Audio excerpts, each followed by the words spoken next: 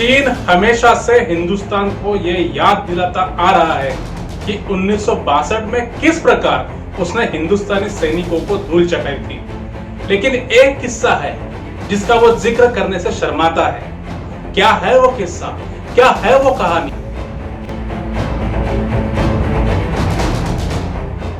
चीन ने कभी भी 1962 के ठीक 5 साल बाद 1967 में हुए नाथुला और चोला की उस जंग के बारे में जिक्र नहीं किया जब उसके 300 से अधिक सैनिक मारे गए थे। तो क्या आप इस घटना की पूरी सच्चाई जानना चाहते हैं? अगर हाँ, तो बने रहिए हमारे साथ। और इस वीडियो में हम चर्चा करेंगे कि किस प्रकार नाथुला और चोला में चीनी ड्रैगनों ने हिंदुस्तानी शेरों को ललकारा था और किस प्रकार हिंदुस्तानी शेरों ने चीनी ड्रैगन की गर्दन दबोचते हुए उसे धूल चटाई थी।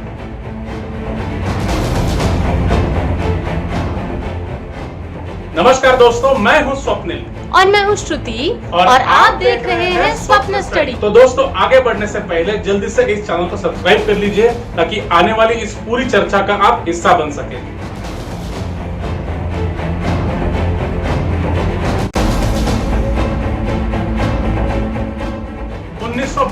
के इंडो चाइना वॉर के बाद इंडो चाइना बॉर्डर पे तनाव काफी बढ़ गया था। अपनी पिछली हार से प्रभावित होकर भारत ने जोर शोर से तैयारी शुरू कर दी। आर्मी के कई यूनिट्स खड़े किए और चीन के किसी भी गुस्ताखी का जवाब देने के लिए 7 नए माउंटेन डिविजन्स को खड़ा किया। अमेरिका से आधुनिक आर्टिलरी उपकरणों को मंगवाया गया और विवादित क्षेत्रों में तैनात बलों को दुगना कर दिया। इस प्रकार चीन के किसी भी हमले का जवाब देने के लिए भारत ने अपने आप को तैयार कर लिया। 1962 की लड़ाई के बाद भारत और चीन दोनों ने ही अपने राजदूत वापस बुला लिए थे। दोनों राजधानियों में छोटा मिशन काम जरूर कर रहा था, लेकिन अचानक चीन ने एक आशंका जताई कि भारतीय मिशन में काम करने वाले 2 लोग भारत के लिए जासूसी कर रहे हैं। उन्होंने तुरंत उन दोनों कर्मचारियों को निष्कासित कर दिया। इतना ही नहीं, चीनी पुलिस ने भारतीय दूतावास को चारों तरफ से घेर लिया और अंदर आने जाने पर रोक लगा दी। भारत ने भी चीन के साथ यही सलूक किया। ये कार्रवाई 3 जुलाई 1967 को शुरू हुई और अगस्त में जाकर दोनों देश एक दूसरे के दूतावासों की घेराबंदी तोड़ने के लिए राजी हुए। उन्हीं दिनों चीन ने शिकायत की कि भारतीय सैनिकों ने चीनी भेड़ों को चुरा लिया है। उस समय लोकसभा में विपक्षी दल के नेता थे अटल बिहारी वाजपेयी और उन्होंने अजीबोगरीब ढंग से चीन की इस चाल का जवाब दिया। दिल्ली स्थित चीन के दूतावास में वो भेड़ बकरियों के झुंड को लेकर घुस गए।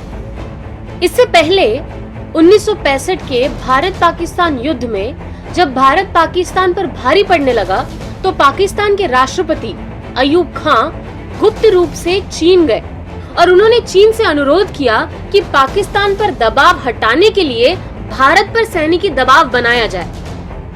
मेजर जनरल वीके सिंह, जो चीफ ऑफ आर्मी स्टाफ रह चुके हैं और अब मोदी सरकार में मंत्री के तौर पर काम कर रहे हैं, वो अपनी किताब लीडरशिप ऑफ इंडियन आर्मी में लिखते हैं, चीन ने पाकिस्तान की मदद करने के लिए भारत को एक तरह से अल्टीमेटम दिया कि वो सिक्किम की सीमा पर नाथुला और जेलेपला की सीमा चौकियों को खाली कर दे। जनरल सिंह आगे कहते हैं, उस समय हमारी मुख्य रक्षा लाइन छंगू पर थी। कोर मुख्यालय के प्रमुख जनरल बेवूर ने जनरल सगत सिंह को आदेश दिया कि आप इन चौकियों को खाली कर दीजिए, लेकिन जनरल सगत सिंह ने कहा कि इसे खाली करना बहुत बड़ी बेवकूफी होगी। नाथुला ऊंचाई पर है और वहां से चीनी क्षेत्र में जो कुछ भी हो रहा है उस पर नजर रखी जा सकती है।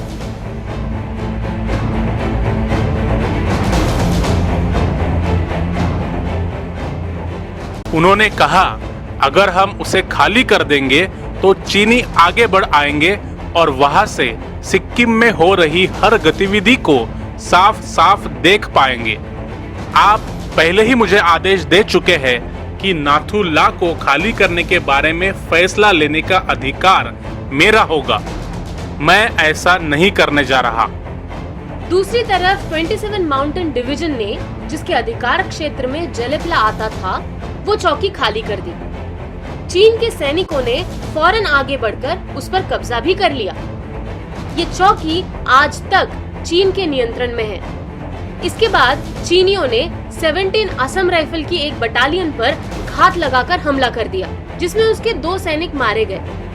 सगत सिंह इस पर बहुत नाराज हुए और उन्होंने उसी समय तय कर लिया कि वो मौका आने पर इसका बदला जरूर लेंगे।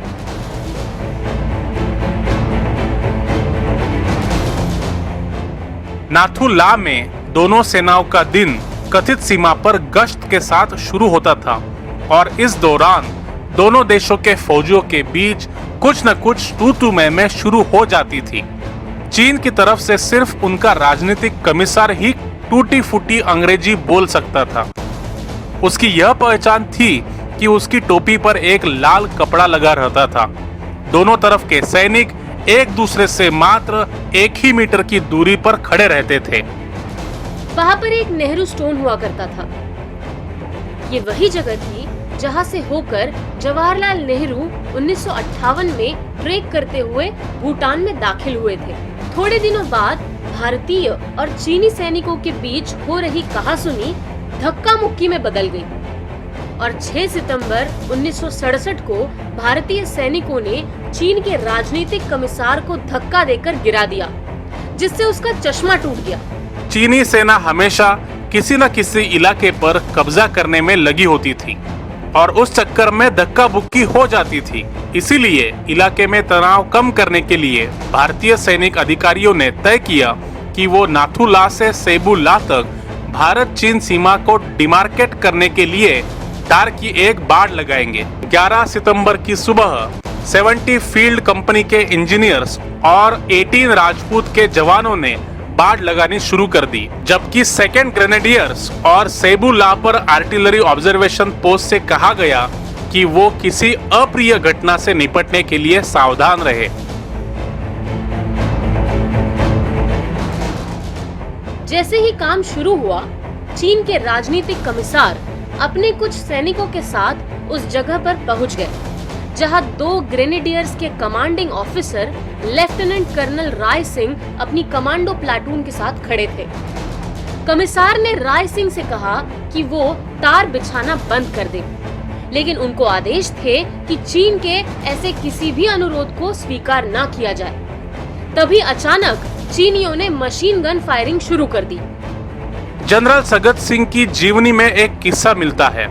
लेफ्टिनेंट कर्नल राय सिंह को जनरल सगत सिंह ने आगाह किया था कि वो बंकर में ही रहकर तार लगवाने पर निगरानी रखे, लेकिन वो खुले में ही खड़े होकर अपने सैनिकों का मनोबल बढ़ा रहे थे।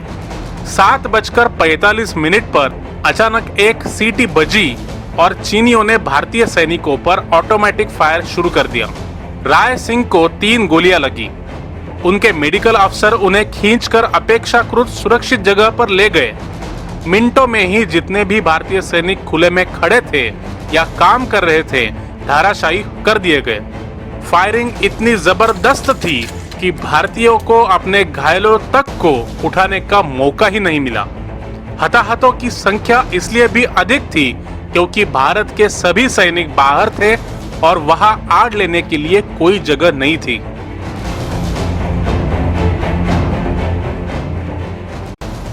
जब सगत सिंह ने देखा कि चीनी असरदार फायरिंग कर रहे हैं, तो उन्होंने तोप से फायरिंग का हुक्म दे दिया। उस समय तोपखाने की फायरिंग का हुक्म देने का अधिकार सिर्फ प्रधानमंत्री के पास था। यहाँ तक कि सेनाध्यक्ष को भी ये फैसला लेने का अधिकार नहीं था। लेकिन जब ऊपर से कोई हुक्म ही नहीं आया और चीनी दबाव बढ़ने लगा, तो जनरल सगत सिंह ने तोपों से फायर खुलवा दिया।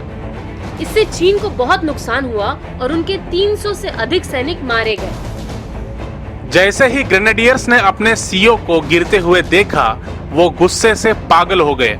वो अपने बंकरों से बाहर निकले और उन्होंने कैप्टन पीएस डागर के नेतृत्व में चीनी ठिकानों पर हमला बोल दिया।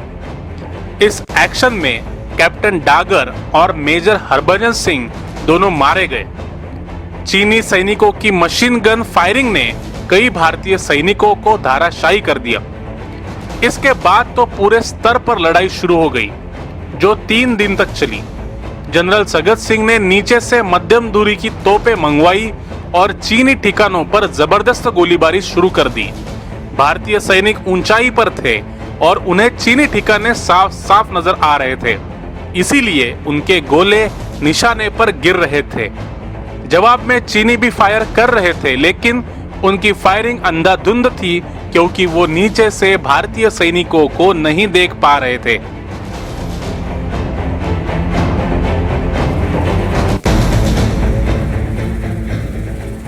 जब युद्ध विराम हुआ तो चीनियों ने भारत पर आरोप लगाया कि उसने चीनी क्षेत्र पर हमला किया है, जैसे कि अब गलवान घाटी के मामले में आरोप लगा रहे हैं। एक तरह से उनकी बात सही भी थी, क्योंकि सारे भारतीय जवानों के शव चीनी इलाके में पाए गए थे, क्योंकि उन्होंने चीनी इलाके पर हमला किया था। भारतीय सेना के इस करारे जवाब को भारतीय सेना के उच्च अधिकारियों ने पसंद नहीं किया और कुछ ही दिनों के भीतर लेफ्टिनेंट जनरल सगत सिंह का वहां से तबादला करवा दिया गया। लेकिन इस झड़प ने भारतीय सैनिकों को बहुत बड़ा मनोवैज्ञानिक फायदा पहुंचाया। 1962 की लड़ाई के बाद भारतीय सेना के जवानों में चीन की जो दहशत हो गई थी कि भाई ये लोग तो सुपरमैन हैं और भारतीय इनका मुकाबला कभी नहीं कर पाएंगे, वो दहशत हमेशा के लिए खत्म हो गई। भारत के जवान को पता लग गया कि वो भी चीनियों को मार सकता है और उसने मारा भी। एक रक्षा विश्लेषक ने बिल्कुल सही कहा है, This was the first time the Chinese had got a bloody nose. Bharat के इस कड़े प्रतिरोध का चीन पर इतना गहरा असर हो गया कि चीन ने यहाँ तक धमकी दे दी कि वो भारत के खिलाफ अपनी वायुसेना का इस्तेमाल करेगा। लेकिन इस धमकी का भारत पर कोई असर नहीं हुआ। इतना ही नहीं, बल्कि 15 दिनों बाद यानी कि 1 अक्टूबर 1967 को सिक्किम में ही एक और जगह चोला में भारतीय और चीनी सैनिकों में एक और भिड़ंत हुई। इसमें भी भारतीय सैनिकों ने चीनी सैनिकों का डटकर मुकाबला किया। उनके सैनिकों को 3 किलोमीटर अंदर यानी कि काम बैरिक्स तक धकेल दिया। दिलचस्प बात यह है कि जब 15 सितंबर 1967 को ये लड़ाई रुकी तो सीमा पर भारतीय जवानों के शव को रिसीव करने के लिए पूर्वी कमान के प्रमुख सैम मानेकशॉ, जनरल जगजीत सिंह अरोड़ा और जनरल सगत सिंह थे। आगे 1971 में जो लड़ाई पाकिस्तान के खिलाफ होने वाली थी, उसमें ये लोग प्रमुख भूमिका निभाने वाले थे। हर जंग की शौर्य और कायरता, नाट्य और हास्य की अपनी एक कहानी होती है और इस मामले में ये जंग भी कोई अपवाद नहीं है। खैर ये बात तो तय है कि इस घटना के बाद चीन को एक अच्छा सबक मिला। उस दिन से नाथुला और चोला भारत के ही नियंत्रण में है और चीन की उसके खिलाफ आवाज उठाने की कभी हिम्मत नहीं हुई। 1962 की लड़ाई लगभग 1 महीने तक चली थी और इसका क्षेत्र लद्दाख से लेकर अरुणाचल प्रदेश तक था और इस पूरी जंग में चीन के 740 जवान मारे गए थे। अगर हम ये अनुमान लगाए कि 1967 में चीन के 300 से भी ज्यादा सैनिक मारे गए तो ये एक बहुत बड़ी संख्या है। इस युद्ध के बाद 1962 का अच्छा खासा खौफ भारतीय सैनिकों के मन से चला गया। भारतीय सैनिकों को भी पता चला कि चीनी भी हमारी तरह है, वो भी पिट सकते हैं, मार खा सकते हैं और हार सकते हैं। तो दोस्तों कैसी लगी आपको ये कहानी? अगर आपको ये कहानी अच्छी लगी है तो कमेंट्स में यस टाइप कीजिए, अगर अच्छी नहीं लगी है तो कमेंट्स में नो टाइप कीजिए। अपने दोस्तों के साथ शेयर कीजिए और इस चैनल को सब्सक्राइब करना मत भूलिए ताकि आने वाली चर्चा का हिस्सा बन सके। Thank you.